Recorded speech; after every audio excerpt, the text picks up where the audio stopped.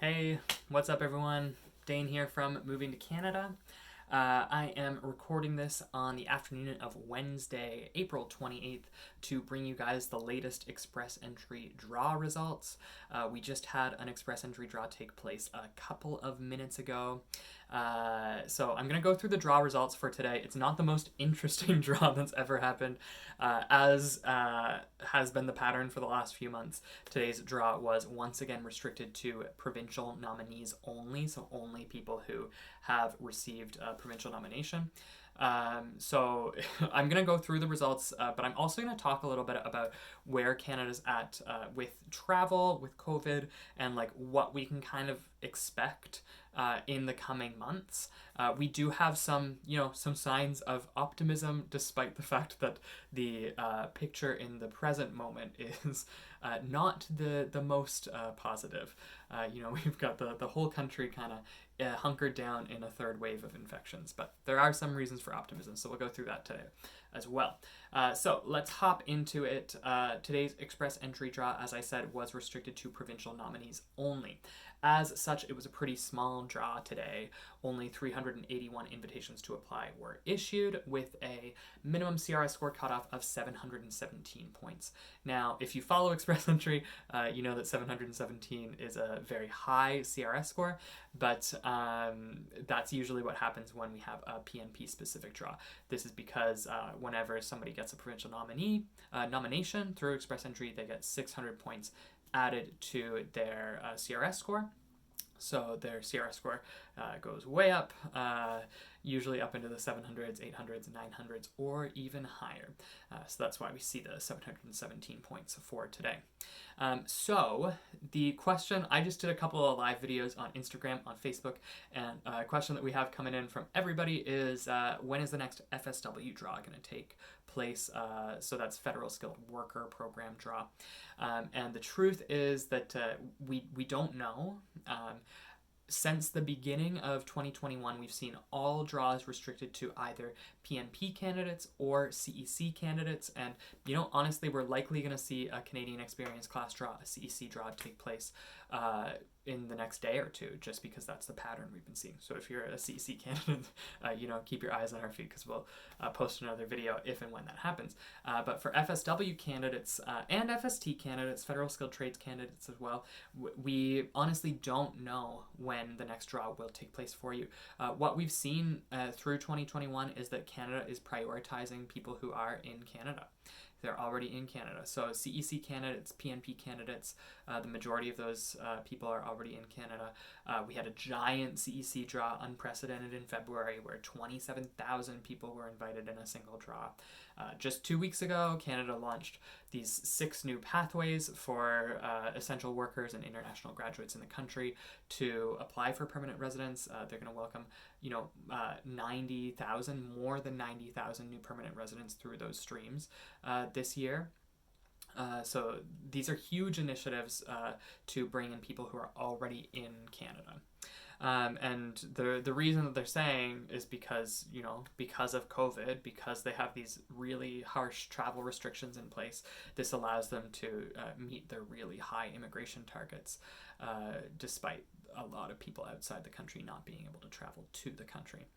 So hopefully, once COVID, becomes more under control in Canada, we'll be able to see immigration go back to some sort of pre-pandemic norm, or at the very least have FSW and FST candidates, have people outside Canada be able to be considered for invitations, have people outside of Canada get final decisions on their applications and be able to travel to activate their status, because there's a lot of people who are awaiting final approval, or who have their approval, their COPR, and they're waiting to be eligible to travel to Canada and activate their permanent resident status. So a couple of optimistic notes, as I mentioned, vaccinations. Vaccinations are going to be key to Canada getting back to some sort of pre-pandemic norm, and we have good news on that front. Canada's vaccination campaign continues to accelerate. I think last time we went live, about 2 weeks ago, Canada just crossed the 20% threshold, 20% of the population having received at least one dose of vaccine.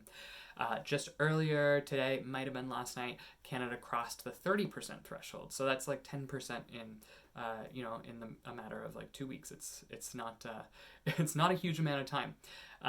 So that's really good news.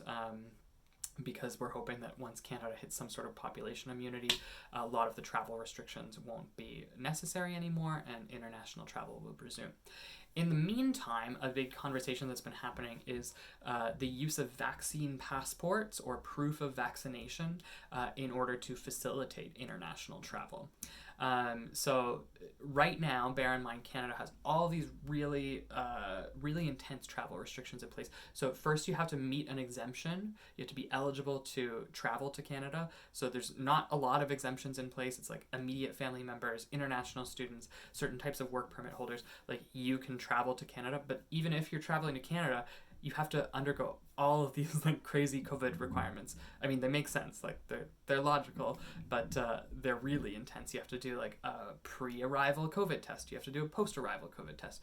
You have to do like a mandatory 14-day quarantine. If you're flying in, you have to do a 3-day mandatory hotel stopover. So there's all of these really intense travel restrictions in place, and so the Canadian Prime Minister, Justin Trudeau, has suggested in a press conference yesterday, his exact words were that use of proof of vaccination in international travel is, quote, to be expected. That's what he said, quote, to be expected. So we're anticipating that some sort of proof of vaccination requirement is going to be introduced, in the months to come. And hopefully that will allow people who haven't been eligible because of these, really intense travel restrictions to be able to travel. Of course, there's a whole boatload of ethical questions around the requirement of proof of vaccination. What about people from countries where, the vaccination campaign hasn't been as fast as in Canada, people who can't access vaccination? What about children who, none of the vaccines are authorized for children? What about people who, for whatever reason, personal decide not to get vaccinated? Is there going to be some sort of exemption for them where they can do some combination of tests or quarantines, that sort of thing? So there's a whole bunch of ethical questions there as well, which is why we've launched a new guide on vaccine passports in Canada, where we're tracking all of the latest news and updates. I'll pop a link to that right down there in the description.